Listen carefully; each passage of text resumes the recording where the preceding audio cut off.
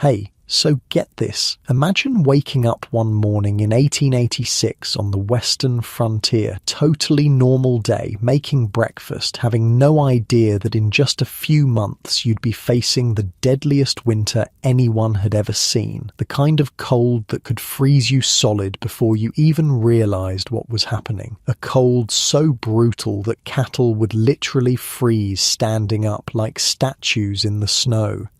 Oh, and if you're enjoying these stories, I'd really appreciate a like or subscribe. Super curious where you're all listening from, so drop a comment with your location and what time it is there. Always blows my mind how people are falling asleep to this all over the world.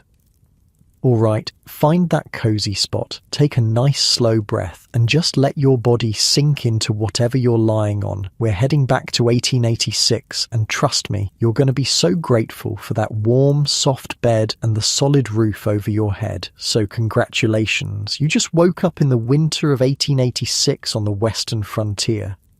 Your eyes open slowly to a world of half-light. The air in your tiny cabin is sharp in your lungs, crisp enough to make your nose sting with each breath. Your bed isn't some memory foam miracle. It's a simple wooden frame pushed against the wall, your body cushioned by a straw-filled mattress that crinkles when you shift. The blankets piled on top are heavy, layers of wool and whatever animal hides you managed to prepare during the warmer months. You don't jump up right away. Nope. In this time, the morning ritual begins with just lying there, summoning the courage to leave the relative warmth of your bed, because the fire went out hours ago, and the temperature inside isn't much better than outside. The windows, if you're lucky enough to have glass ones and not just oiled paper, are frosted over completely. Delicate patterns of ice have formed overnight, nature's artistry that would be beautiful if it wasn't a reminder of just how cold it is. In the dimness, you can see your breath clouding in front of your face. You reach one hand out from under the covers and instantly regret it. The air feels like it could shatter. This isn't just cold. This is the kind of cold that has teeth. It bites at your exposed skin, making it sting, then go numb alarmingly fast. Finally, knowing that delaying won't make it any easier, you throw the covers back and quickly pull on the clothes you've kept in bed with you overnight. You learned that trick months ago. Keeping tomorrow's clothes tucked into the foot of your bed means they're not ice cold when you put them on. Smart, right? The pioneers figured out all kinds of little hacks like that. Your feet hit the plank floor and you wince. Even through your wool socks, the cold boards send a shock up your legs. Better get that fire going, now. Getting a fire started in the morning was basically a race against frostbite. People didn't mess around. This was survival, not comfort. You hurry to the small iron stove in the corner of your cabin. The ashes from last night are cold, but you've prepared for this. Beside the stove is a small pile of kindling thin strips of wood and perhaps some dried grass or paper if you've got it. Most importantly, you've kept a container of matches close by, maybe even in your pocket while you slept to keep them dry. With fingers already growing stiff from the cold, you arrange the kindling, add a few slightly larger sticks and strike a match. The tiny flame seems impossibly fragile against the vast cold of the room, but you cup your hand around it, protecting it like the precious thing it is. One thing about the Wild West winters, they taught you real quick what mattered, and fire was life.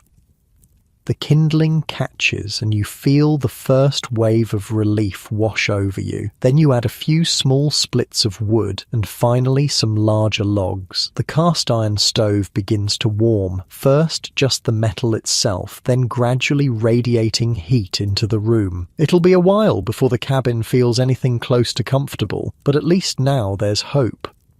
But here's where it gets interesting. You're probably picturing logs of firewood, right? And sure, if you lived near forests, that's what you'd use. But across much of the Great Plains, trees were scarce. So you know what people burned instead? Buffalo chips. Yeah, that's exactly what it sounds like. dried buffalo dung, and when the buffalo were hunted to near extinction, cow chips took their place. Sounds gross to us now, but it was brilliant, actually. Once dried, these chips burned hot and steady without much smell. They were everywhere on the plains, free for the gathering. They could be stored easily, and they were a lifesaver when the nearest tree might be miles away. You open the small door of your stove and carefully add a few buffalo chips to the growing fire. They catch quickly, and soon the stove is properly hot. You hold your hands close, letting the warmth seep back into your stiff fingers. The relief is incredible, like when you come in from a freezing day and wrap your hands around a hot mug of coffee. That simple pleasure of warmth returning to cold limbs. Outside, the world is still dark. The sun won't rise for another hour or so. Winter days are short out here, giving you precious little daylight to get everything done, and there's always so much to do just to stay alive. Your cabin isn't big or fancy. Most weren't. We're talking maybe 14 by 16 feet, about the size of a modern bedroom. One room where you do everything. Cook, eat, sleep, and on days when the weather is too harsh to go out, work on indoor chores. The walls are made of logs. If you're in a wooded area, with the gaps stuffed with mud, moss, clay, whatever was available to keep the wind out. Or maybe you live in a sod house, a soddy, out on the treeless plains. Many settlers built their homes from blocks of prairie sod cut from the ground, thick walls of dirt and grass roots stacked like bricks. These houses were actually pretty good insulators, cooler in summer and warmer in winter than a drafty wooden cabin, but they had their own problems. Dirt constantly sifted down from the ceiling. Bugs and even snakes could make themselves at home in your walls. And a heavy rain might just start dissolving your house. You move around the cabin, getting ready for the day. There's a small table, maybe a bench or stool, possibly a trunk where you keep your few extra clothes and personal items. The windows are tiny, glass was expensive and hard to transport, and every window was a place where precious heat could escape. Some cabins didn't have windows at all, just a door and maybe a hole in the roof to let smoke out. Speaking of which, as your fire really gets going, the cabin begins to fill with a thin haze of smoke. No chimney is perfect, especially not the hastily constructed ones in pioneer cabins. You've gotten used to it though. A little smoke is a fair trade for not freezing to death. The stove is now hot enough to cook on, so you set a cast iron pot on top. Inside is water, probably collected from a nearby stream or melted from snow, and some dried beans that have been soaking overnight. You add a small piece of salt pork, if you're lucky enough to have it, and that's breakfast started. It'll take a while to cook, but that's fine. You've got chores to do. You pull on more layers before heading outside. Staying warm wasn't just about having a big coat, it was about strategic layering. You start with long underwear, what they called long johns, made of wool or flannel. These covered you from ankle to wrist, trapping a layer of warm air against your skin. Next comes a heavy shirt, probably flannel or wool again. Wool was the miracle fabric of frontier life. It keeps you warm even when wet, which is crucial when sweat or snow might be soaking through your clothes. Cotton, on the other hand, was deadly in winter. Once wet, it loses all insulating properties and actually draws heat away from your body. The saying went, "Cotton kills." Over the shirt goes a wool vest, giving your core extra protection, then a thick wool coat or jacket. On your legs, heavy wool trousers, often with a layer of leather chaps over them if you'll be riding. Your feet get several pairs of wool socks and sturdy leather boots, waterproofed with beeswax or animal fat. On your hands, mittens work better than gloves for keeping fingers warm. Each finger helps warm the others instead of being isolated. And finally, a hat. Enormous amounts of body heat escape through your head, so settlers never went bareheaded in winter. A wool hat pulled down over your ears was standard. For those who could afford it or make it themselves, fur was even better than wool. Beaver, rabbit, buffalo, these natural insulators kept animals warm through the harshest conditions and could do the same for humans. A fur-lined coat and hat could mean the difference between life and death in a blizzard. And speaking of blizzards, that's what you're worried about today. The sky has that strange, heavy look that old-timers had learned to recognize. A storm is coming. You step outside and the cold hits you like a physical force. It's not just the temperature, though that might be 20 below zero. It's the wind. Out on the plains, there's nothing to break that wind. No hills, no forests, just flat land stretching for miles. The wind gathers speed and strength, cutting through layers of clothing like they're nothing. Your first job of the day is caring for whatever livestock you have, maybe a cow for milk, a few chickens, hopefully a horse or mule. These animals are not just farm equipment or food sources, they're your partners in survival. You depend on each other. The small barn or lean-to where they shelter isn't much warmer than outside, but at least it blocks the wind. The animals have huddled together overnight, using each other's body heat to stay warm. Their breath rises in clouds, and the smell of hay and manure is almost pleasant compared to the sterile emptiness of the winter air. You break the ice that's formed on their water trough, it might be inches thick, and refill it with water you've carried from the well or stream. Then you give them hay or whatever feed you've managed to store up. If you're running low, you might need to give them less than they want. It's a hard calculation. Keep them healthy enough to survive, but make the feed last until spring. As you work, your fingers and toes begin to ache with cold despite your layers. This isn't the mild discomfort of a chilly day. This is the early warning of frostbite. You know not to ignore it. People who didn't respect the cold lost fingers, toes, ears, noses. You've seen it happen to neighbours, seen the blackened flesh that never heals right. So you head back inside to the blessed warmth of your stove. Your breakfast has been simmering all this time, filling the cabin with the rich smell of beans and pork. You eat quickly, standing by the stove. The hot food warms you from the inside out, giving you energy for the hours ahead. Outside, the wind is picking up, driving tiny particles of snow and ice that sting when they hit exposed skin. You need to prepare for what's coming. Winter storms on the frontier weren't just inconvenient, they were lethal. The blizzard of January 1887 was one of the worst. 16 inches of snow fell in as many hours. The temperature dropped to 46 degrees below zero in some places. The wind whipped the snow into drifts that could completely bury a house. People got lost trying to reach their barns from their back doors. Think about that. Just a few yards from safety, but in the blinding white with no landmarks visible, they wandered in circles until the cold took them. They found bodies in the spring, sometimes just feet from their own homes.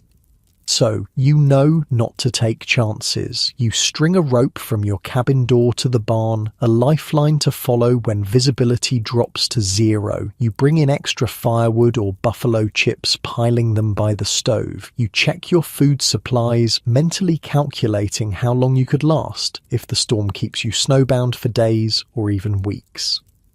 And then you wait. There's a strange, heavy silence that comes before a big snow. Like the world is holding its breath. The birds have gone quiet. They've either fled south long ago or they're hunkered down, conserving energy. Even the wind seems to pause.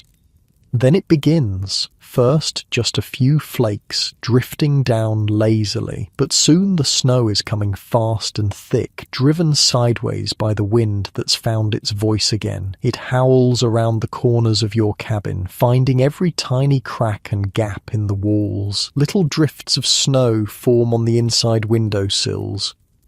You add more fuel to the fire, building it higher than you normally would. Heat is life now. The temperature outside is dropping rapidly as the storm intensifies. By nightfall, it might be 30 or 40 below zero, cold enough to freeze exposed skin in minutes.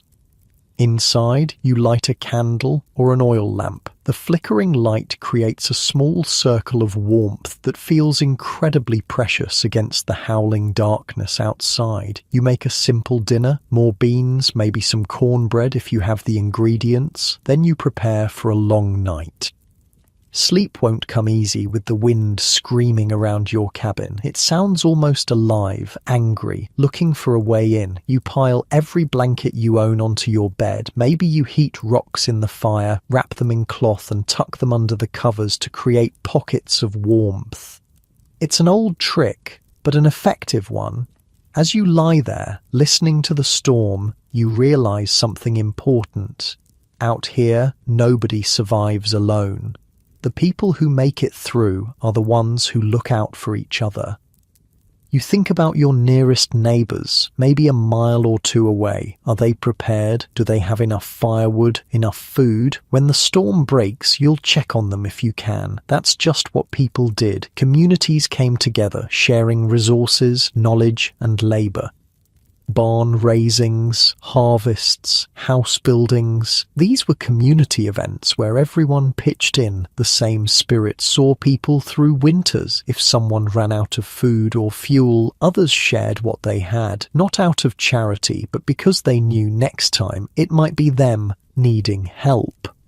And that was the true secret to surviving the brutal cold of the Wild West. The warmth of human connection. People innovated, adapted, and endured incredible hardships, but they rarely did it alone. As you settle deeper into your bed, finding that perfect warm spot, you can feel your muscles relaxing despite the storm's fury outside. The contrast makes your current comfort all the sweeter, the wild, deadly cold just inches away beyond your walls, while you're wrapped in warmth that your own hands have created and maintained. Your breathing naturally slows as you picture those early settlers, bundled in their woolens and furs, gathered around iron stoves while blizzards raged outside. There's something deeply comforting about human resilience, about our ability to create pockets of safety in the harshest environments. You shift slightly, getting more comfortable as the wind continues its ancient song outside your window, grateful for the sturdy walls between you and the elements. Morning comes slowly after a night of bitter cold. The blizzard has settled into a steady snowfall, less violent but no less dangerous. Inside your frontier cabin, the fire has burned low again. That first moment of leaving your warm nest of blankets is still a shock to the system. But this time, you're quicker about rebuilding the fire, your fingers remembering the dance of survival that winter on the frontier demands. The inside of your cabin walls are rimed with frost where your breath froze during the night. It sparkles in the faint light coming through snow-covered windows, beautiful in its way, though that beauty comes with teeth. As the fire catches and grows, you peer outside. The world has been transformed. Where there was a yard, a path, familiar landmarks, now there's only white. Snow has drifted against the side of your cabin, reaching halfway up the wall in places. Your world has shrunk to this small space, this island of relative warmth in an ocean of white and cold. The winter of 1886 to 1887 wasn't just another hard season, it was the kind of winter that rewrote history. They would later call it the Great Die-Up, a grim play on words from the usual roundup of cattle, because that winter killed cattle by the hundreds of thousands across the Great Plains. The summer before had been unusually hot and dry. Prairie fires had swept across the grasslands, leaving little forage for grazing animals. Water sources dried up. By the time fall arrived, the land was already stressed, and the animals, both wild and domesticated, were none. We're entering winter in a weakened state. Nature gave warnings to those who knew how to read them. Birds began flying south earlier than usual. Beavers collected more wood than normal for their winter stores. Some cattle grew thicker, shaggier coats than they typically would. But many of the newer settlers, especially the big cattle ranchers from the East or Europe, didn't recognize these signs. They hadn't learned the language of the land yet. When November brought the first snows, earlier and heavier than anyone expected, those who had prepared began to worry. Those who hadn't prepared began to suffer. As you stir your morning porridge, perhaps oats or cornmeal if you're lucky, maybe just flour and water if supplies are running low. You think about food. In winter, food isn't just about staving off hunger, it's about fuel for your body's internal fire, it's about survival. Settlers and Native Americans alike understood that winter required different eating habits. Diets shifted to include more fats and proteins, nutrients that helped generate body heat and maintain energy through the long, cold months. Pemmican, a mixture of dried meat, fat, and sometimes dried berries, was one of the most important survival foods. Created by indigenous peoples and adopted by fur traders and settlers, it provided dense, long-lasting nutrition that could sustain a person through the harshest conditions. Your own winter stores might include preserved meats, salt pork, smoked venison, dried beef, root vegetables like potatoes, turnips and carrots stored well in root cellars or, in a pinch, buried in straw-filled boxes under your bed where they wouldn't freeze. Dried beans, corn and flour were staples. Dried fruits provided rare sweetness and vital nutrients. Every frontier family became experts in food preservation out of necessity. Smoking, salting, drying, these weren't crafty hobbies like they might be today. They were essential skills that kept starvation at bay when fresh food was impossible to come by. The fire is blazing now, warming the small space of your cabin. You add a chunk of precious coffee to a pot of water if you have it. The bitter drink was worth its weight in gold during winter, not just for the warmth, but for the burst of energy it provided. If coffee is too scarce, you might make tea from pine needles. Not delicious, but rich in vitamin C and helpful for preventing scurvy when fresh fruits and vegetables are long gone. Outside, the livestock need tending despite the weather. You bundle up layer by layer, creating a cocoon of warmth around your body before facing the onslaught of cold. The clothing that protected people during frontier winters wasn't just functional, it was ingenious. Let's look at it piece by piece, from the inside out. Next to your skin, you wear long underwear, what they called long johns. These weren't the lightweight thermals we have today. They were thick, often made of wool or flannel, covering you from ankle to wrist. They might be one piece, a union suit with a button-up flap in the back, or two separate pieces. Either way, they created that first essential layer of insulation around your body. The fabric of your long johns matters enormously. Cotton was actually dangerous in winter. Once wet from sweat or snow, it loses all insulating properties and draws heat away from your body. Wool, on the other hand, maintains most of its insulating ability even when wet. It also naturally wicks moisture away from the skin, keeping you drier and therefore warmer. Over your long johns goes a shirt, probably flannel or wool again. Women might wear a heavy dress with multiple petticoats for extra layers. Men often added a wool vest, providing another layer of warmth for the vital organs in your core. Then comes a heavy coat or jacket. Wool was common, but fur was better if you could get it. Buffalo coats were prized for their incredible warmth. Bearskin, beaver, rabbit, all made excellent winter wear. A good fur coat could last decades if properly cared for. On your legs, men wore heavy wool trousers, sometimes with an extra layer underneath in the coldest weather. Cowboys often added leather chaps, not the decorative kind you might see in rodeos today, but practical coverings that protected against wind, brush, and cold.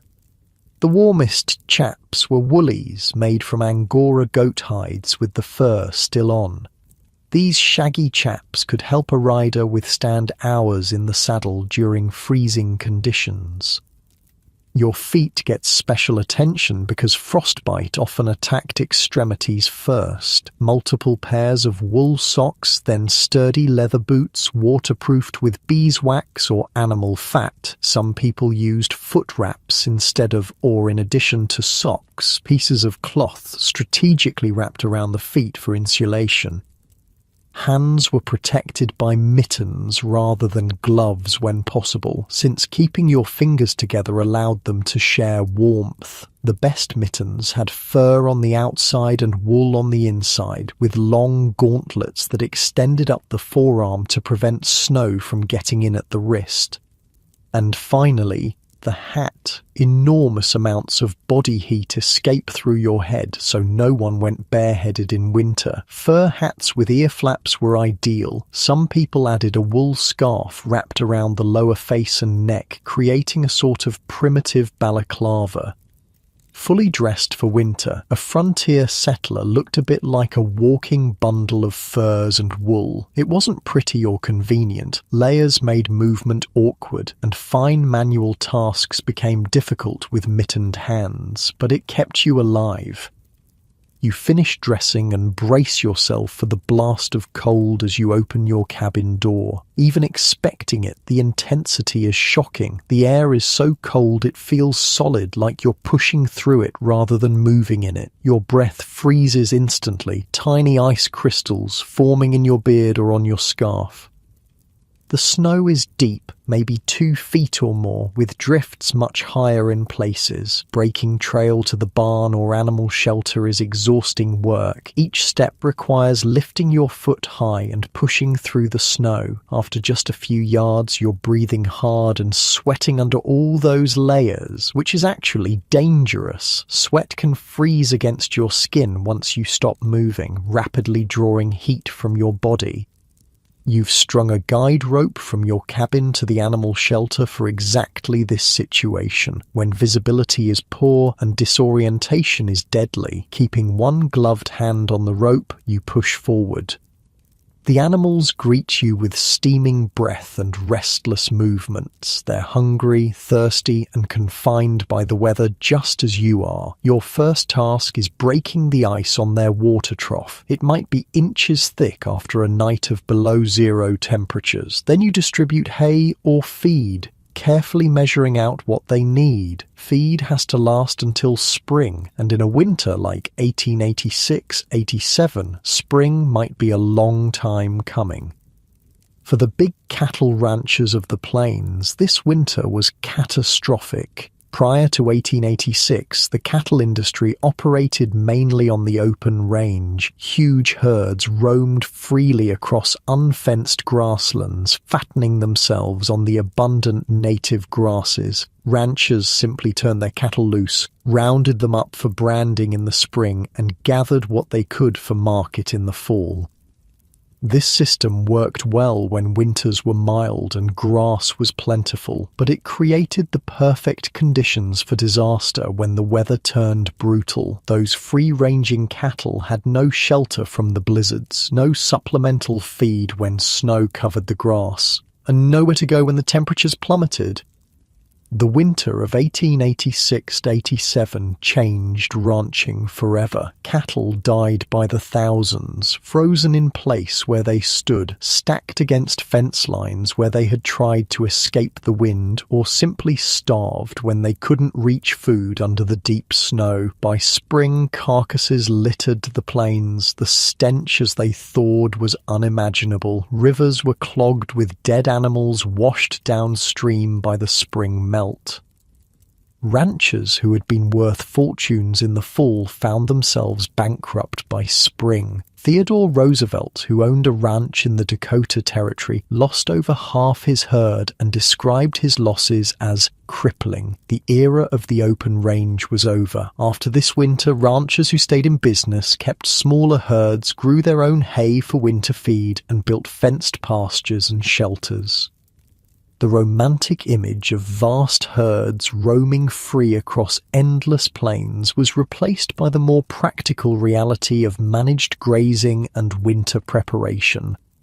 You finish tending the animals and make your way back to the cabin, again following the lifeline of your guide rope. The physical labor has warmed you, but also tired you. Winter is exhausting. Every task takes more energy, more planning, more care. Back inside, you shed your outer layers, hanging them near, but not too near, the stove to dry. Any moisture from snow or sweat needs to evaporate before you wear them again. The middle of winter days pass in a cycle of necessary tasks, keeping the fire going, melting snow for water if your well or stream is frozen or inaccessible, perhaps doing indoor repairs or crafts, mending harnesses, making candles, knitting warm socks, preparing food, checking on animals, and always watching the sky, the wind, the subtle signs that tell you what the weather might do next. Winter changed daily routines dramatically. People scheduled essential outdoor chores for the warmest part of the day, usually between 10 a.m. and 2 p.m. Heavy labor was minimized to conserve energy when food might be limited. Travel was curtailed except in emergencies. But winter also created a different kind of community. Isolated in their cabins or farms, settlers couldn't physically gather as often, but they became more interdependent. If someone ran low on food or fuel, neighbors shared what they had. After storms, people checked on one another, sometimes digging through snowdrifts to reach buried cabins. For many Native American tribes, winter was traditionally a time of community gathering, storytelling, and passing down cultural knowledge. Extended families would camp together, sharing resources and protection. The Winter Count, a pictorial history of the tribe recorded on buffalo hide, would be brought out and new events added, connecting each generation to those that came before. Winter also required mental adaptations. The short days, long nights, and social isolation could lead to what settlers called cabin fever, restlessness, irritability, and sometimes more serious depression or even psychosis. Those who thrived developed strategies to keep their minds engaged: reading, crafts, music, games, and storytelling. The early afternoon brings a subtle change in the weather. The constant snowfall begins to taper off, and occasionally the cloud cover thins enough to allow watery sunlight to filter through. It's not exactly a break in the storm, but it's a brief respite. You take advantage of the slightly improved conditions to check your immediate surroundings, the condition of your cabin's roof under the weight of snow, any drifts that might be blocking necessary paths, the state of your woodpile or fuel supply. The world outside is transformed and strangely beautiful. The snow has rounded every sharp edge, buried every familiar landmark. It sparkles in the filtered sunlight like millions of tiny diamonds. The air, when not being driven by wind, has an extraordinary clarity and stillness that seems almost supernatural to modern sensibilities. There's a profound silence, broken only by the occasional creak of snow-laden branches or the distant call of a hardy winter bird. It's beautiful, yes, but beauty in winter could be deadly if it lured you into complacency. Many settlers described the hypnotic effect of certain winter conditions, the peace and beauty that made them want to rest, just for a moment, in the snow. But giving in to that urge often meant never getting up again. The cold would dull your senses, slowing your heart and breathing until you simply drifted from sleep to death. so you admire the transformed landscape quickly, then return to the safety of your cabin. Inside, you add more fuel to the fire and consider dinner. Winter meals were often stews or soups that could simmer all day, making the most of limited ingredients and providing hot, filling nourishment. Perhaps you're making a bean soup with a small piece of salt pork for flavour, or a stew of preserved meat and root vegetables. Bread or biscuits would be baked near the fire. If you have lard or tallow, rendered animal fat, that would be spread on the bread, calorie-dense fuel for your body's internal furnace. The short winter day is already fading toward dusk. You light a candle or an oil lamp, its small flame creating a circle of golden light that feels incredibly precious against the gathering darkness outside. Artificial light was scarce and valuable on the frontier. Candles were often homemade from tallow or beeswax. Oil for lamps might be whale oil, kerosene, or rendered animal fat. These lights were used sparingly, only when necessary for tasks that couldn't be done by firelight.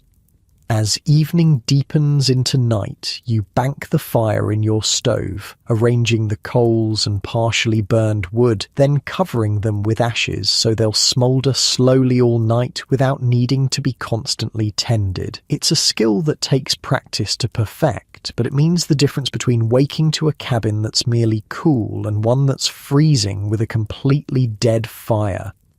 You prepare for bed with the same careful attention to warmth. Maybe you heat rocks in the fire, then wrap them in cloth to place under your blankets. Some settlers filled jugs with hot water for the same purpose. The bed would be arranged strategically, multiple blankets, layered so that the weight was evenly distributed, perhaps with the softest ones against your skin and the heaviest or roughest on top. As you settle in for the night, your thoughts might turn to spring. It seems impossibly distant in this frozen world, but you know it will come eventually. The snow will melt, the grass will green, life will return to the dormant landscape.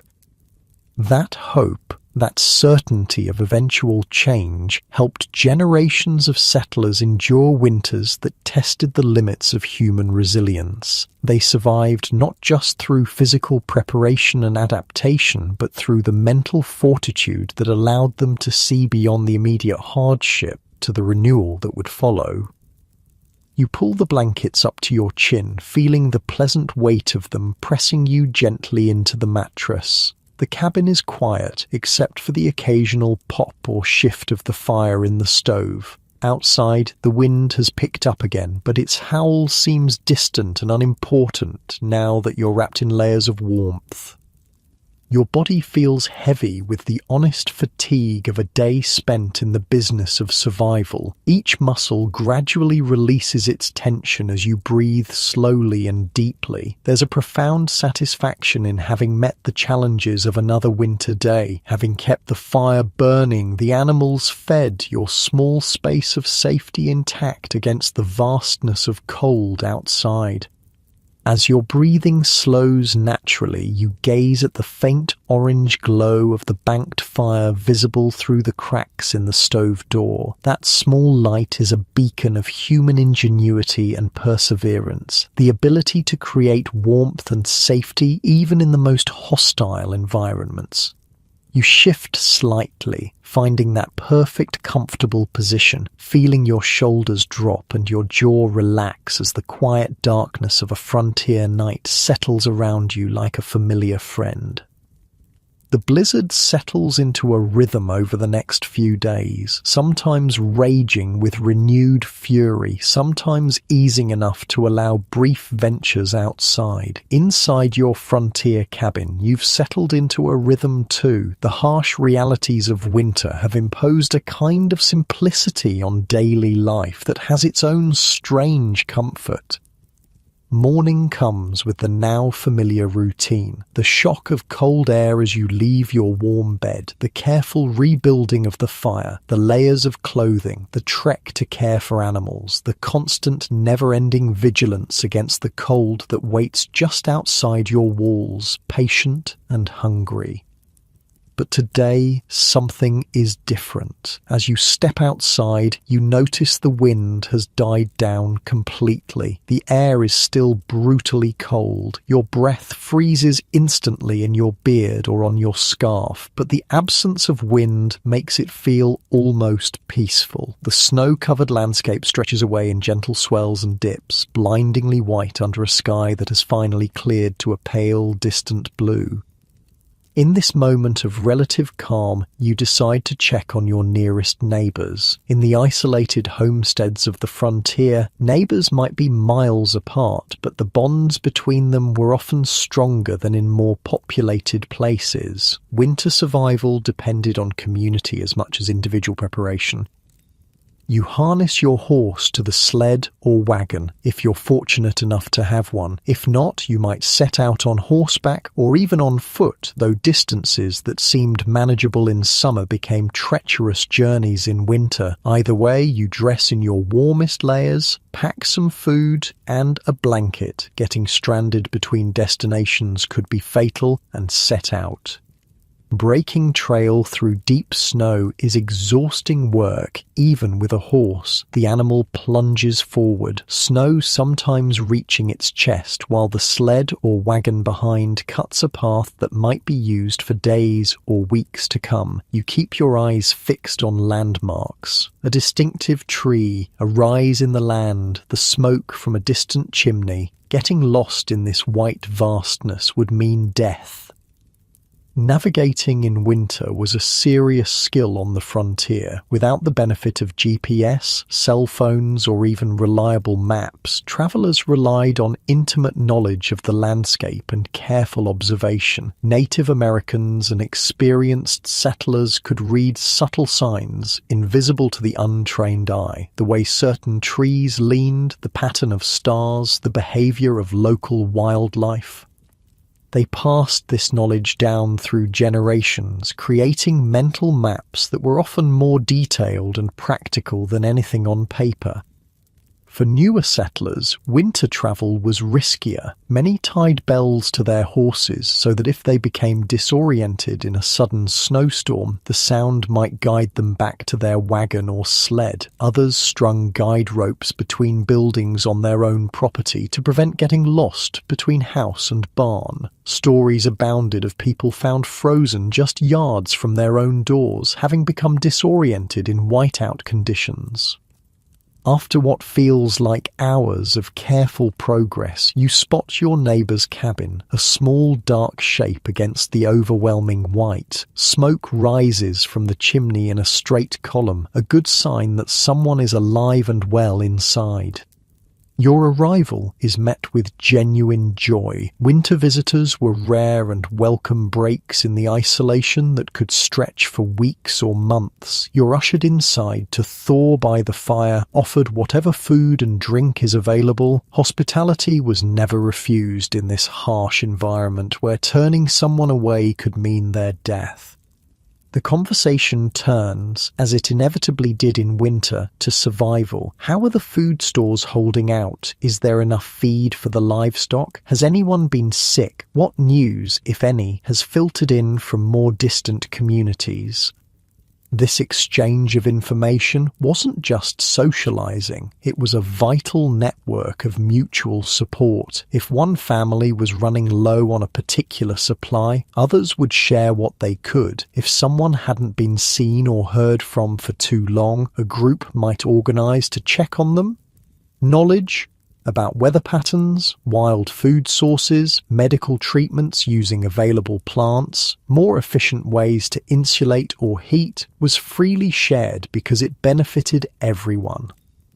In severe winters like 1886-87, these community bonds were tested to their limits. As supplies dwindled and conditions worsened, the sharing of resources could mean dividing scarcity rather than abundance. Yet numerous accounts from the period describe extraordinary acts of generosity. People going hungry to feed neighbours' children, travelling through dangerous conditions to bring medicine to the sick, sharing the last of their firewood or food. After exchanging news and sharing a simple meal, you prepare to head back to your own cabin before daylight fades. Winter days are short, perhaps only 8 or 9 hours of true daylight in the northern plains, and being caught out after dark multiplies the dangers. Your neighbours might send you home with something: eggs if their chickens are still laying, a loaf of bread, some preserved fruit, not because they have plenty to spare, but because that's how communities functioned. The gifts would be reciprocated when possible, creating a web of mutual obligation that helped everyone survive. The journey back follows the trail you broke earlier, making it less physically demanding but still requiring constant vigilance. The temperature drops rapidly as the sun begins to sink toward the horizon. Cold that was merely painful during the day becomes dangerous now. You keep your eyes on your own cabin, watching the thin wisp of smoke from your carefully banked morning fire. It seems impossibly distant, though it can't be more than a mile or two. Distance itself seems different in winter, stretched and distorted by the effort required to traverse it and the consequences of miscalculation.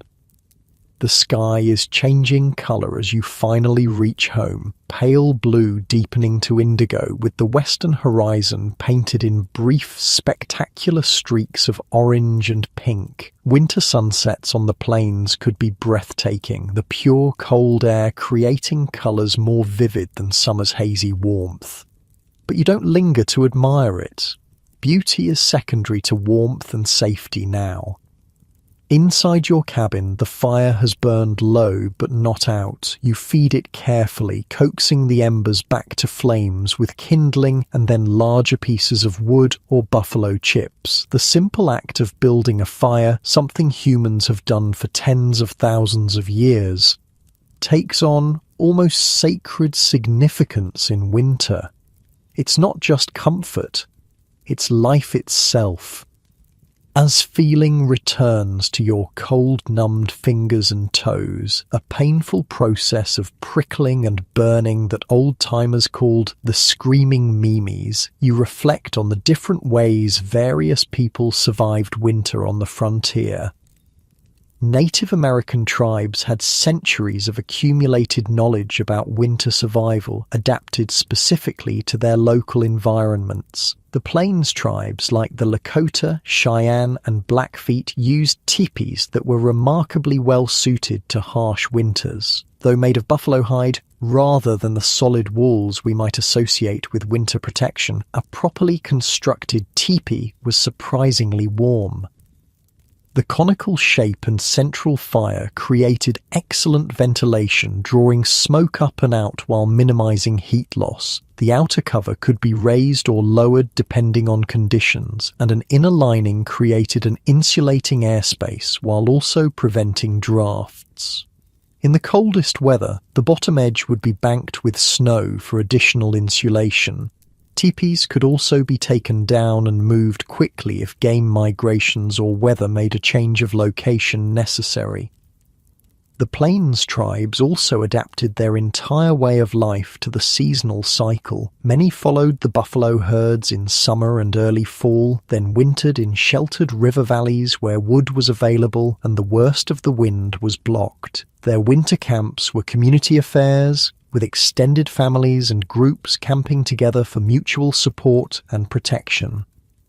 For European settlers, winter survival strategies depended partly on where they came from. Scandinavian immigrants, already familiar with harsh winters, brought techniques like double wall construction, where two wooden walls were separated by a layer of insulating material.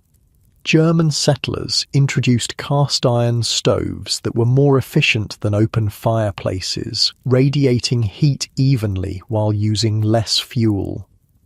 Those who came from milder climates had a steeper learning curve. There are heartbreaking accounts of families from England, Italy, or the American South who weren't prepared for the intensity of plains winters. Some died, others survived only through the intervention of more experienced neighbours who taught them essential skills.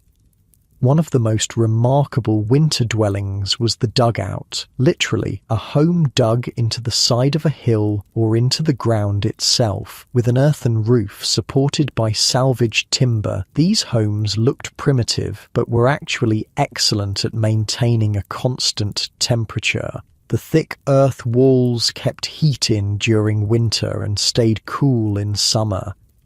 Many families lived in dugouts while gathering materials for more conventional homes, but some chose to remain in them for years because of their practical advantages. Sod houses, built from blocks of prairie turf cut and stacked like bricks, offered similar benefits. The thick walls of dirt and grass roots provided excellent insulation. They were cool in summer and, with a good stove, could be kept reasonably warm in winter. Their main drawbacks were the tendency to leak during heavy rains and the constant sifting of dirt onto everything inside. Still, in areas where timber was scarce or expensive, a soddy was often the most practical option. Night has fully fallen now. Your cabin is dark except for the firelight and perhaps a single candle or lamp. You prepare a simple dinner, maybe the last of a stew that's been simmering all day, stretching a small amount of meat with more plentiful beans, turnips or potatoes. Food preservation was a critical skill for winter survival.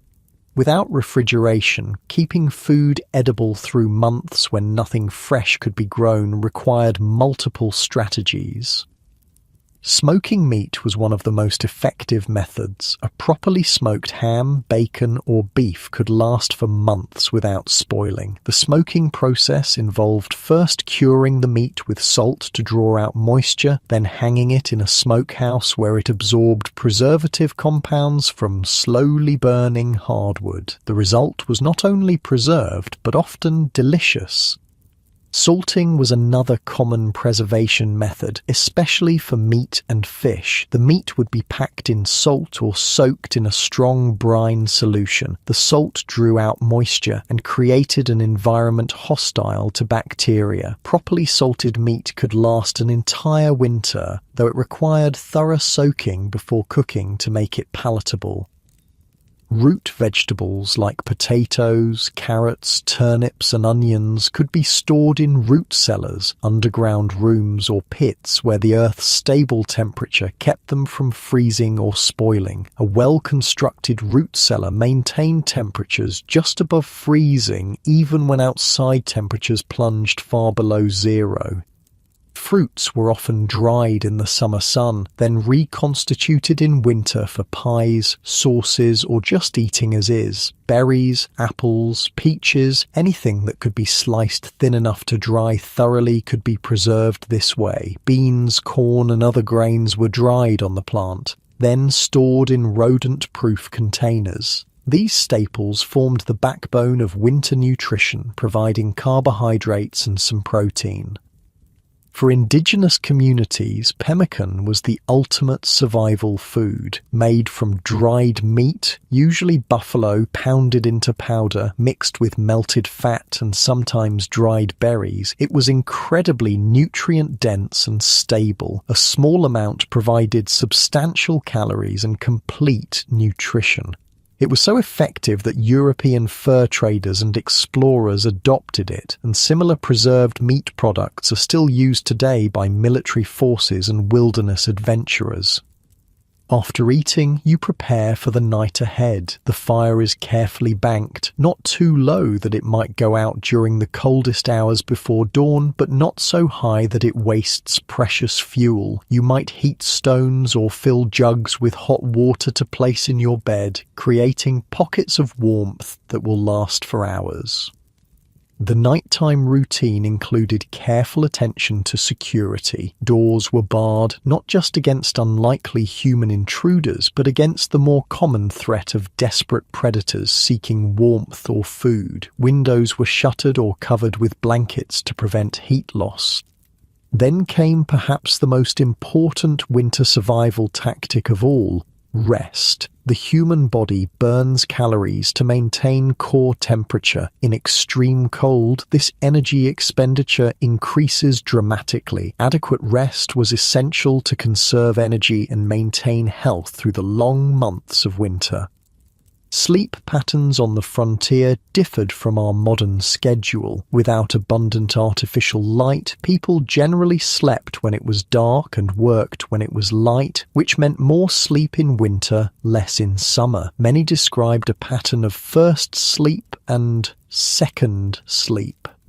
Sleeping for several hours after nightfall, then waking for an hour or two of quiet activity around midnight before returning to sleep until dawn. This biphasic sleep pattern appears in records from many pre-industrial societies and may actually be more natural for humans than our modern expectation of a single, uninterrupted night's sleep. In winter, it allowed people to check and feed fires during the coldest part of the night without having to fully wake from deep sleep. As you settle into your bed, pulling heavy blankets up around your shoulders, your mind might drift to spring. It seems impossibly distant, but experience has taught you it will come eventually. The snow will melt, the grass will return, the birds will sing again. That certainty, that knowledge of the cycle's inevitability, sustained people through even the harshest winters. Not optimism exactly, but a realistic understanding that nothing, not even winter, lasts forever. Your muscles relax one by one as the warmth of your bed cocoons you against the freezing night. The contrast between the deadly cold just inches away beyond your walls and the nest of safety you've created makes the comfort all the sweeter. The sound of the wind, which picked up again after sunset, seems to emphasize rather than threaten your security now. Your breathing naturally falls into a slow, steady rhythm, in and out. The strain of the day's work gradually fades from your limbs, replaced by a pleasant heaviness. Your mind drifts to the neighbors you visited, the web of human connection that makes survival possible in this harsh landscape. You feel a sense of belonging, of being part of something resilient and enduring. Outside, the winter night deepens. Stars appear in impossible numbers, brilliant against the black sky in a way that city dwellers rarely experience now. The moonlight reflects off the snow, creating a strange, silvery half-light that's bright enough to cast shadows. Your eyelids grow heavy as you picture that silent, beautiful world outside continuing its ancient cycles while you rest, gathering strength for tomorrow. Your breathing slows as you sink deeper into comfortable warmth, the contrast with the frozen world outside making your current comfort all the more precious. The days begin to blend together in the rhythm of winter survival. Each morning brings the same challenges: the fire to be rebuilt, animals to be tended, water to be melted from snow or broken from ice, the constant battle against cold that never fully retreats. Yet, within this routine, there are subtle changes that only those attuned to the land would notice. The sun rises slightly earlier each day, sets a few minutes later. The quality of light shifts, becoming a touch stronger, less watery. These almost imperceptible changes are promises written in the sky. Spring will come, though winter still holds the land firmly in its grip. In your frontier cabin, you've developed a system for getting through these long days and nights. Every task is organized around conserving heat and energy while maintaining the essentials of life. The fire in your stove or fireplace is the heart of this system, never allowed to go out completely, carefully managed to provide maximum warmth with minimum fuel. Near the stove, you've created a space for drying. Mittens, socks, boots placed where they can lose moisture without scorching. Damp clothing in winter wasn't just uncomfortable, it could be deadly, drawing precious heat from the body. Far from the stove, in the coldest corners of your cabin, you store foods that need to stay frozen. Meat, perhaps, or containers of milk that freeze into a sort of primitive ice cream. The cabin itself might be fairly small by modern standards, perhaps 14 by 16 feet for a typical one-room structure. In this limited space, every item has its place and purpose. Beds might double as seating during the day, tables fold against walls when not in use. Shelves and hooks maximize vertical storage. This morning, as you go about your routine, you notice something different outside. The snow has developed a faint crust on top, still soft enough to break through when walked on, but definitely changed from the powdery fluff of previous days. To experienced eyes, this is another small sign of the seasonal progression, slightly warmer daytime temperatures allowing the very top layer to melt just a bit, then refreeze at night. Weather reading was an essential skill for frontier survival, especially in winter when conditions could turn deadly within hours. Before modern forecasting, people relied on careful observation of natural indicators combined with generational knowledge passed down through families and communities.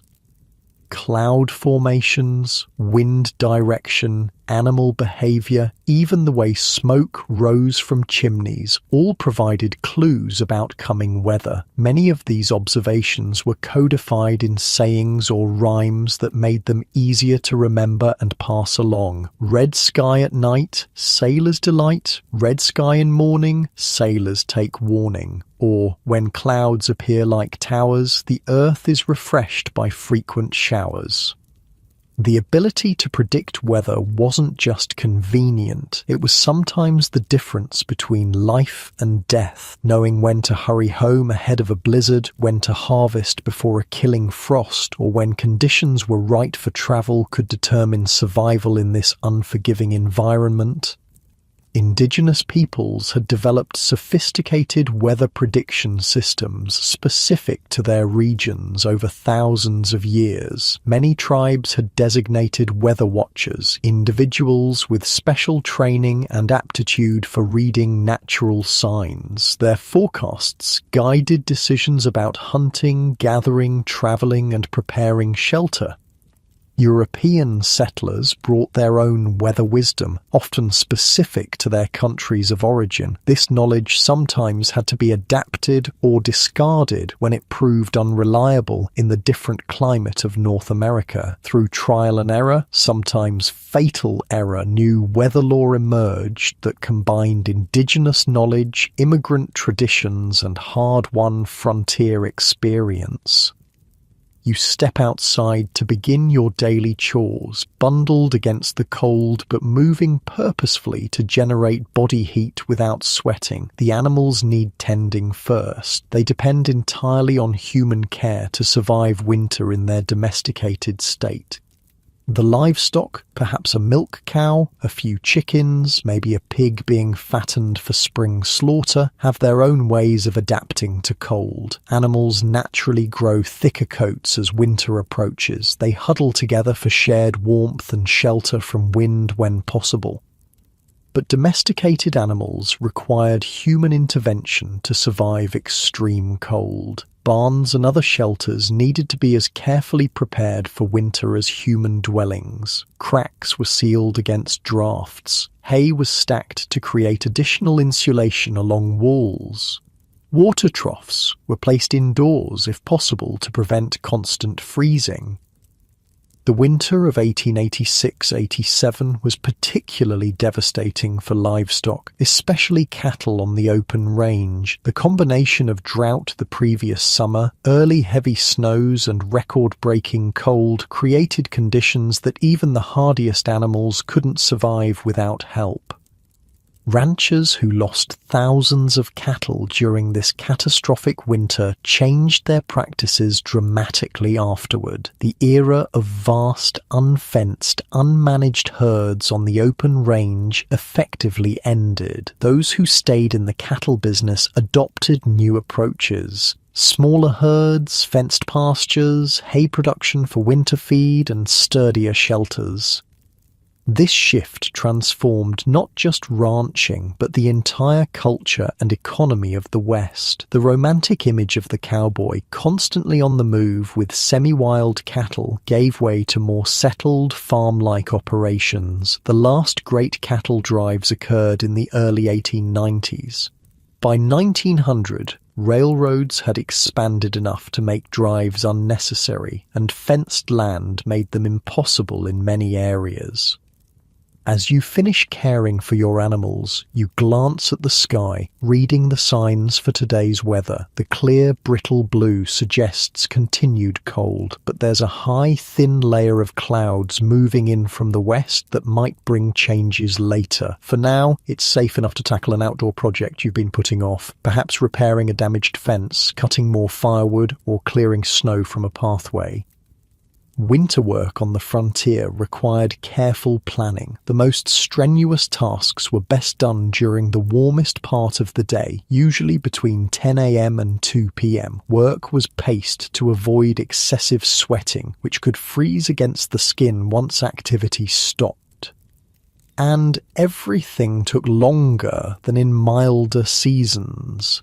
Layers of clothing restricted movement, snow created obstacles, and cold stiffened fingers struggled with fine tasks.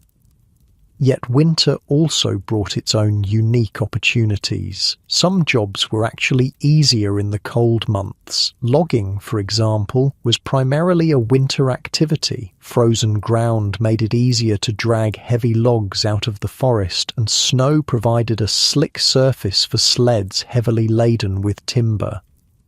Ice harvesting was an essential winter industry in the era before refrigeration. Workers cut blocks from frozen lakes and rivers, then stored them in specially built ice houses packed with sawdust or straw for insulation. These ice blocks would last well into summer, providing cooling for food preservation and even luxury items like ice cream. Winter was also prime time for trapping. Animal furs were at their thickest and most valuable during the cold months. For some frontier families, the income from winter trapping made the difference between subsistence and modest prosperity. By midday, you've made good progress on your outdoor work. The physical activity has kept you warm despite the cold air, but you're ready for a break and some food. You head back to your cabin, where the fire has been carefully banked to maintain heat with minimal fuel while you were gone. Lunch might be a simple affair, perhaps bread and cheese or leftover stew warmed up on the stove. Winter diets on the frontier were noticeably different from summer fare. Fresh vegetables and fruits were rare or non-existent unless you had a remarkable root cellar or food preservation system. Meals centered around stored staples: flour, beans, rice, potatoes, preserved meats, with little variety compared to other seasons. This monotonous diet contributed to a common winter ailment called cabin fever, a combination of vitamin deficiency, boredom, confinement, and isolation that could cause irritability, lethargy, and even more serious mental health issues. Indigenous peoples had developed strategies to combat these problems. Many tribes harvested vitamin-rich plants like rose hips in fall and preserved them specifically for winter use. They also maintained active social calendars during winter months, with ceremonies, games, and storytelling sessions that kept communities connected and engaged despite confinement. Settlers adopted some of these practices and developed their own traditions to cope with winter isolation. Quilting bees, barn dances, church socials, and literary societies helped maintain mental health through social connection. Families created evening rituals of reading aloud, music making, or game playing to combat boredom. Education took on special importance during winter months when children couldn't help with outdoor farm work. Many frontier schools operated primarily in winter, closing during planting and harvest seasons when young hands were needed in the fields. For families too far from established schools, winter became the time for concentrated home education, teaching children to read, write, cipher, and learn practical skills that would serve them in frontier life. The afternoon brings a subtle change in the weather. The high clouds you noticed earlier have thickened and lowered, creating a grey ceiling that dims the already weak winter sunlight. The wind shifts, coming now from the south, slightly warmer but carrying moisture that feels damp against your skin. These are signs that weather may be shifting, though whether towards spring like thaw or another winter storm remains to be seen. You use the remaining daylight hours to prepare for either possibility. More firewood is stacked close to the cabin in case another storm makes venturing out difficult. Water containers are filled, food is prepared that could be eaten cold if necessary. These precautions might seem excessive in our modern world of reliable utilities and weather forecasts, but on the frontier, such readiness was simply common sense. As darkness falls earlier than it would in more southern latitudes, you light your lamp or candle and settle in for the evening. Artificial light was precious on the frontier. Candles were often homemade from tallow, rendered animal fat, or beeswax if available. Oil lamps burned whale oil, kerosene, or other fuels that might be expensive or hard to obtain. As a result, many frontier families simply adapted their schedules to natural light, rising with the sun, sleeping when darkness fell, and using precious artificial light only when absolutely necessary. This early nightfall created long evening hours, especially in winter. How these hours were filled depended on the family's resources, education, and traditions. Reading was common among literate families who had books or newspapers, though the latter might be weeks or months old by the time they reached remote homesteads. Handcrafts flourished during these evening hours. Whittling, carving, sewing, knitting, quilting, weaving. These weren't just hobbies, they produced essential items for family use or for barter with neighbours. A skilled craftsperson might make furniture, tools, clothing, or decorative items during the enforced indoor time of winter. Music was another common evening pastime. Even humble frontier homes might have a fiddle, harmonica, or penny whistle. Singing required no instruments at all and could be enjoyed by anyone. Folk songs, hymns, and ballads were passed down through generations, preserving cultural heritage and providing entertainment long before recorded music existed. Storytelling reached its height during winter evenings. Families shared tales of their ancestry, recounted historical events, or simply made up stories to entertain one another. These oral traditions served multiple purposes: entertainment, education, cultural transmission, and strengthening of family bonds. For indigenous communities, winter was traditionally the season for certain sacred stories. Many tribes had traditions that specified some tales could only be told when snow was on the ground, enforcing a seasonal rhythm to their oral literature that corresponded with natural cycles. Your own evening might include any of these activities, depending on your background and resources. Perhaps you read by lamplight for an hour, mend clothing that's shown wear during daily chores, or simply sit by the fire, planning the next day's tasks or remembering winters past. The sounds of a winter night on the frontier were distinctive. The crackle of the fire, the occasional settling of logs in the cabin walls as they contracted in the cold, the distant howl of a wolf or coyote, the wind's constant conversation with every obstacle in its path. These sounds formed a kind of music that modern ears, accustomed to the constant background noise of technology, might find either unsettling or profoundly peaceful.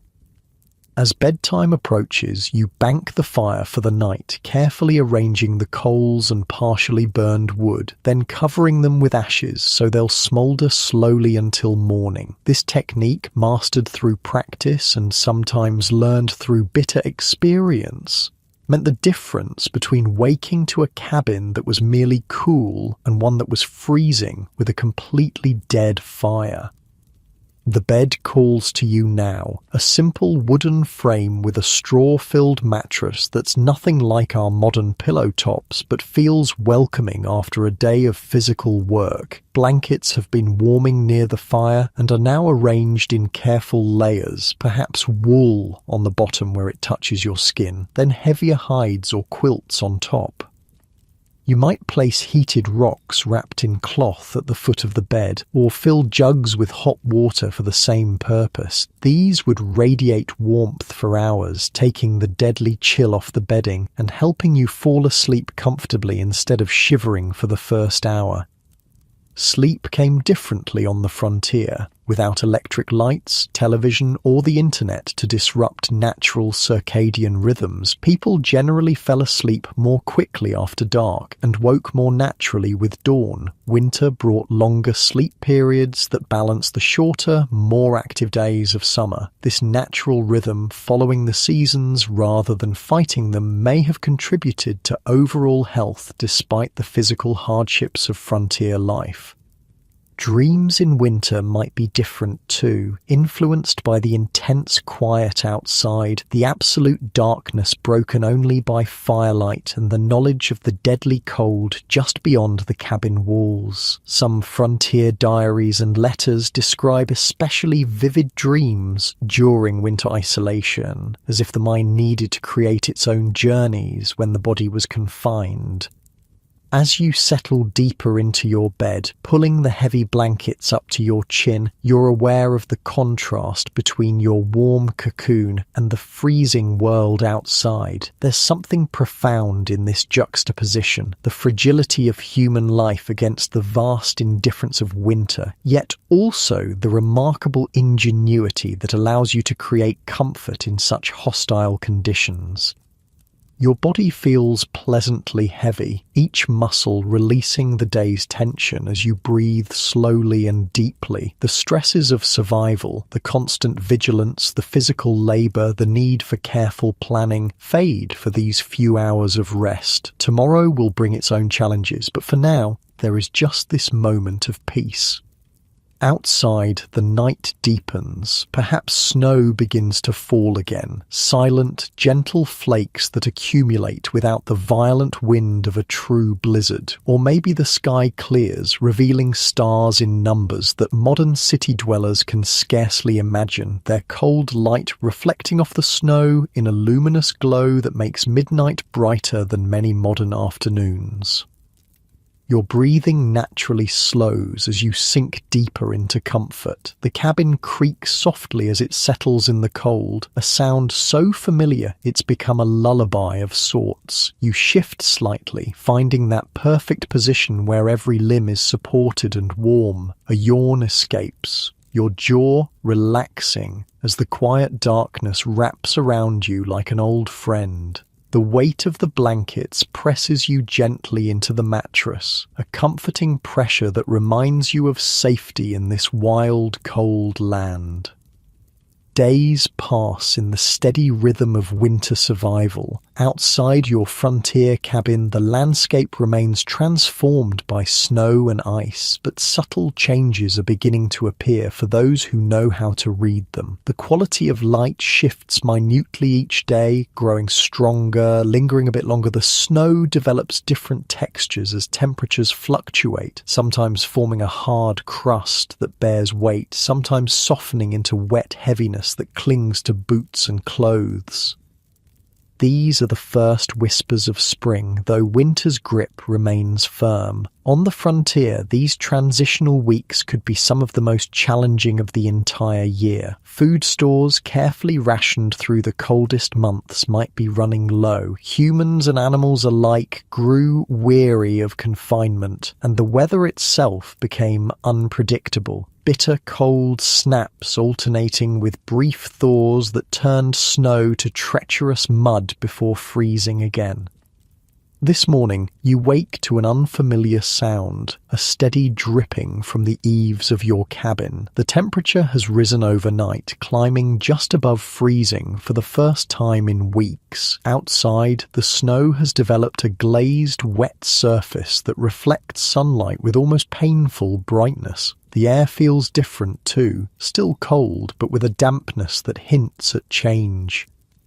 For people who had survived the brutal winter of 1886-87, these first signs of thaw brought complicated emotions. Relief, certainly. The deadly cold was loosening its hold, but also anxiety about what they would find as the snow melted. How many cattle had survived? Were fences and outbuildings still standing? What damage would be revealed when frozen ground thawed into spring mud?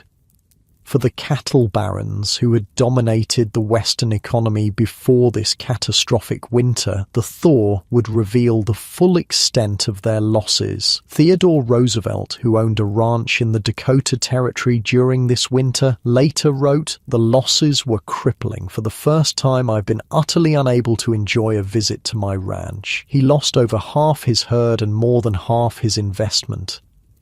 The spring of 1887 revealed a landscape of death across the Great Plains. As the snow receded, carcasses appeared everywhere, cattle frozen where they stood, piled against fence lines where they had sought shelter from the wind, washed downstream in grotesque log jams when rivers began to flow again. The stench, by all accounts, was unimaginable. This single winter changed the entire course of Western development. The open range era essentially ended. The cattle industry transformed from one based on free-ranging, minimally managed vast herds to smaller, fenced operations with winter feeding and shelter. Land use patterns shifted, economic power realigned. For individual families like the one in our story, spring brought its own challenges and rituals. As soon as weather permitted, there was an explosion of outdoor activity, repairs to structures damaged by winter, preparations for planting, assessment of livestock, reconnection with neighbours who might have been inaccessible for months. The cabin that had been a place of confinement suddenly felt too small, too dark, too full of the accumulated smells and tensions of winter. Spring cleaning wasn't just a tradition, it was a psychological necessity, throwing open doors and windows on the first truly warm day, airing bedding, scrubbing floors, perhaps even taking the radical step of bathing more thoroughly than had been possible during winter's water shortages. Spring also brought renewed social connections. Communities gathered for celebrations, barn raisings, shared labour, and simple enjoyment of company beyond immediate family. After months of isolation, these gatherings had a special sweetness, reinforcing the bonds that had helped everyone survive. For indigenous peoples, spring meant a return to seasonal migrations for many tribes following game and plant food sources that became available as the land awakened. Traditional ceremonies marked the transition, thanking the spirits for survival through winter and asking for blessings on the coming seasons of growth. For farmers and ranchers, spring was a time of both promise and anxiety. Would the weather cooperate for planting? Had enough livestock survived to rebuild herds? Were there sufficient seeds, tools, and strength to begin again after winter's depletion? The resilience demonstrated by frontier communities during winters like 1886-87 remains awe-inspiring. Without modern technology, emergency services, or communications, people survived conditions that would challenge even our most advanced systems today. They did it through preparation, adaptation, community cooperation, and extraordinary mental fortitude. Winter survival strategies developed during this era have left lasting legacies. Many of our modern winter practices, from layered clothing to home insulation techniques, evolved from methods pioneered by indigenous peoples and frontier settlers who learned, often through deadly trial and error, what worked in extreme conditions. The psychological approaches to winter hardship also offer wisdom for our time. Frontier communities understood the importance of breaking isolation, maintaining routines, creating meaningful indoor work, and finding small pleasures even in the most difficult circumstances. Their seasonal rhythms, more activity in summer, more rest in winter, aligned with natural cycles in ways our electrically lit, climate-controlled modern lives often ignore.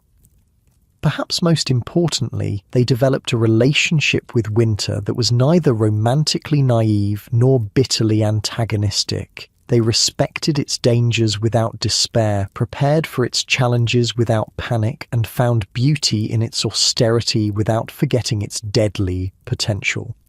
This balanced perspective allowed not just survival but a kind of hard-won harmony with the natural world.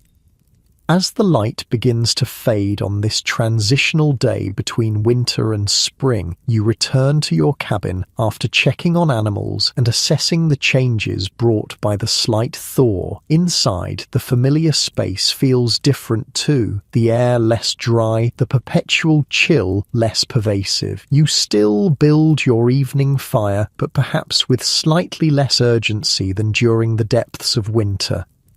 Dinner might include something special tonight, perhaps the last of preserved summer berries mixed into cornbread, or a bit of honey saved for a celebration. These small luxuries marked important transitions on the frontier, where seasons shaped life more directly than in our calendar-driven modern world.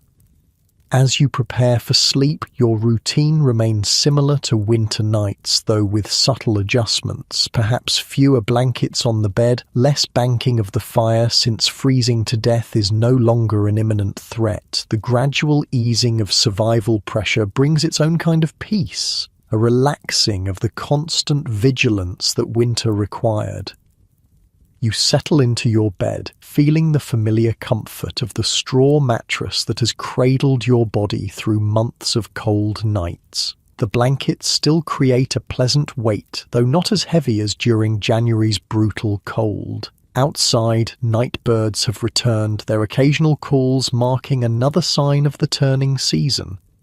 In this quiet moment between wakefulness and sleep, you might reflect on the winter now potentially ending, the challenges faced, the skills honed, the deeper understanding gained of both human capability and natural power. There's pride in having endured, satisfaction in problems solved, gratitude for the community that made survival possible, and hope for the warmer days to come. This cycle of seasons, each with its dangers and gifts, its work and rest, structured frontier life in ways we've largely forgotten. Modern Americans rarely orient their lives around weather or daylight hours. We've created artificial environments that remain largely consistent, regardless of outside conditions. This has brought undeniable benefits, but perhaps also disconnected us from rhythms that shaped human experience for most of our history. The lessons of winters like 1886-87 remain relevant not just as historical curiosities, but as practical wisdom for resilience in the face of challenges beyond our control. The frontier settlers and indigenous peoples who survived extreme conditions did so through a combination of preparation, gathering resources during times of plenty, developing skills before they were desperately needed, creating systems that could withstand stress. Adaptation, changing practices based on local conditions rather than clinging to familiar but unsuitable methods, learning from experience and observation, remaining flexible when circumstances changed. Community, sharing knowledge, resources and labour, checking on vulnerable members, maintaining social connections despite physical isolation, understanding that individual survival depended on collective well-being. Mental fortitude, developing routines that supported psychological health, finding meaning in hardship, maintaining hope without denying reality, balancing acceptance of conditions with active problem solving. These same qualities serve us well in facing our own contemporary challenges, though they take different forms in our changed world. As you lie in your frontier bed, these reflections might drift through your mind like the lazy smoke from your banked fire, but gradually the day's physical work and the room's gentle warmth begin to overcome conscious thought. Your breathing slows and deepens naturally. Your body remembers the hard work of winter survival, the chopping of wood or gathering of buffalo chips, the breaking of trails through deep snow, the constant small movements required to maintain warmth. Now, in the relative security of your bed, each muscle can finally release its vigilance. Starting with your feet, a pleasant heaviness spreads upward through your body. Your toes, which have spent months curled against cold floors and frozen ground, can now uncurl and relax completely. The soles of your feet, tough from work but sensitive to the contrast between cold and warmth, now rest comfortably against the bed. Your ankles, which have stabilized you through snow and ice all winter, can release their tension. The heaviness moves up into your calves and knees, legs that have carried you through drifts and storms now able to rest fully. Your thighs, powerful muscles that have worked so hard for so long, can surrender to the supporting mattress beneath them. Your hips and lower back, often strained by winter's awkward movements and heavy lifting, settle more deeply into the bed. Each vertebra seems to sigh with relief as it aligns naturally, supported perfectly. Your abdomen relaxes, the breath moving easily now without the tension of cold or fear to constrict it. Deep, slow breaths come naturally, each one carrying you further into comfort. Your chest expands and contracts in a steady rhythm, the heart beating strong but calm within. Your shoulders, which have carried so many literal and figurative burdens through the winter, can finally release completely. They broaden and soften, sinking into the bed beneath you. Your arms grow heavy at your sides, hands that have stayed clenched against cold, now able to open, fingers uncurling into restful positions. The back of your neck lengthens slightly as tension melts away. Your jaw, often tight from cold or concentration, softens. Your tongue rests easily in your mouth, your lips relax, and the tiny muscles around your eyes release their watchfulness. Even your scalp, which has been covered against cold for months, can relax now, sending pleasant tingles across the surface of your head. Your thoughts, like your breath, begin to slow and drift, becoming less distinct, more dreamlike. The sounds around you, perhaps the occasional crackle from the stove, the distant call of returning spring birds, the soft settling of the cabin itself, become part of a gentle background that cradles rather than interrupts your descent towards sleep. This is how people have fallen asleep for thousands of years, gradually, naturally, in rhythm with the world around them, without artificial light to disrupt circadian rhythms, without digital stimulation to keep the mind racing. Sleep came as an extension of day's end, a natural transition rather than an abrupt switch. On the frontier, sleep patterns changed with the seasons, longer in winter's darkness, shorter in summer's extended light. This natural variation, following the Earth's rhythms rather than fighting them, may have contributed to overall health despite other hardships. Your breath continues its slow, steady rhythm, in and out. Each exhalation seems to carry you deeper into relaxation. Each inhalation brings fresh peace rather than renewed alertness. Your consciousness begins to fragment, rational thought giving way to the gentle kaleidoscope of pre-dream images and sensations. You might see fragments of the day just past, the glint of sun on wet snow, the steam rising from a horse's back, the texture of rough-hewn wood under your hand, or perhaps images from deeper memory emerge, the faces of family far away, landscapes from childhood, moments of connection or beauty that the mind treasures and returns to in this liminal space between waking and sleeping. The frontier night deepens around your cabin. Perhaps stars wheel slowly overhead, their cold light filtered through windows to cast faint patterns on your cabin walls. Or clouds might gather, promising more weather changes as winter reluctantly yields to spring. Either way, the darkness outside makes the small circle of security inside, your bed, your shelter, your life preserved through winter's worst, feel all the more precious.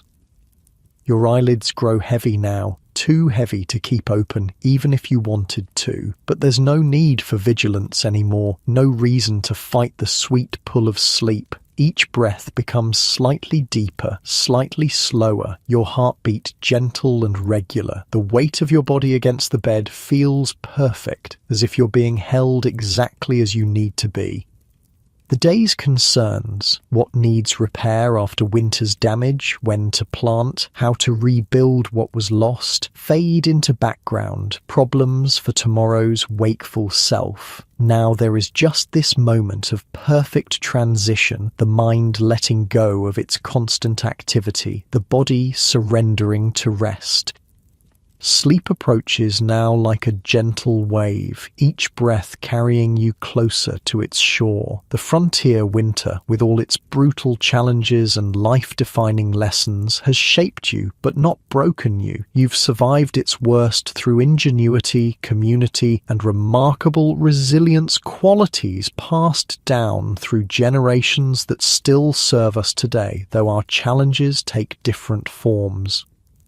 Your breathing slows one final notch. Your consciousness shifts from fragmentary thoughts to the formless peace that precedes dreams. The last tension in your body dissolves, leaving only the natural weight of complete relaxation. And sleep, the great restorer, the daily practice of surrender and renewal that every human shares regardless of time or place or circumstance, finally claims you completely, carrying you away from the frontier winter into the universal landscape of dreams where past and present, hardship and comfort, struggle and peace all dissolve into the deeper currents of human experience.